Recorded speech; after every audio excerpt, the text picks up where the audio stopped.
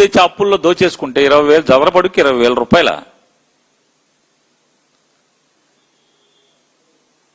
మళ్ళీ మావిగానంటే సమాధానం చెప్పేవాడు లేడు.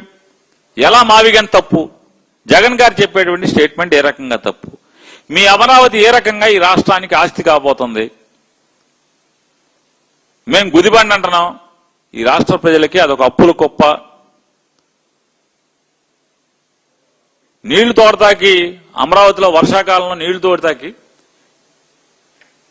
17,000 చిల్లర అంటే సుమారుగా 17,000-18,000 క్యూసెక్ల నీళ్లు తోడే సామర్థ్యం ఉన్నటువంటి మోటార్ లాంచ్ చేస్తే బిల్లు ఎవడ కడతాడు? ఎంత అవుద్ది బిల్లు?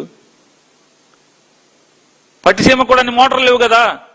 గోదావరిలోంచి కృష్ణా డెల్టాకి సాగునీరు ఇవ్వటాకి తాగునీరు ఇవ్వటాకి మీరు పెట్టిన మోటార్ల కెపాసిటీ కంటే కూడా అమరావతిలో వర్షం వస్తే తోడే నీళ్లు మోటార్ల కెపాసిటీ ఎక్కువ కదా. మరి అక్కడ కట్టడం ఏంటి? ఎందుకు కట్టాలి? ఇంకో గమ్మత్తు ఏంటంటే ఆ మోటార్లు కృష్ణానదిలో తోడతారంట. మళ్ళీ అయ్యి ఎక్కడికి వెళ్తాయి? ముంపు వస్తుంది కదా వెనక్కి.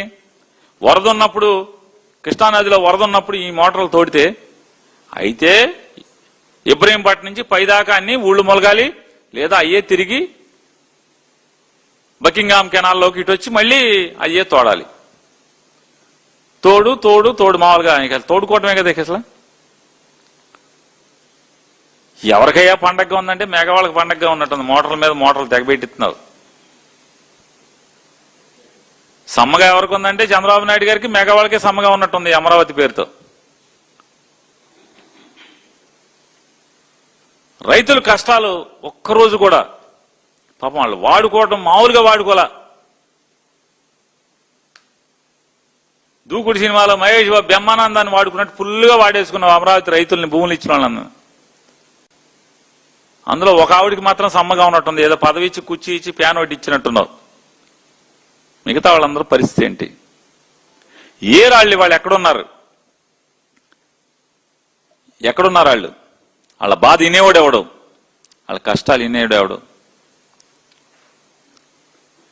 నారా చంద్రబాబు నాయుడు గారి పోటీ ఎట్టా ఉంటుందంటే పొడిస్తే మామూలుగా ఎన్టీ రామారావు గారికి పోటీ పొడితే పడిపోయాడు. రాజధానిలో ఇంకో రామారావు గారు ఉన్నాడు. ఆ రామారావుకి పొడితే ఆయన వెళ్ళిపోయాడు.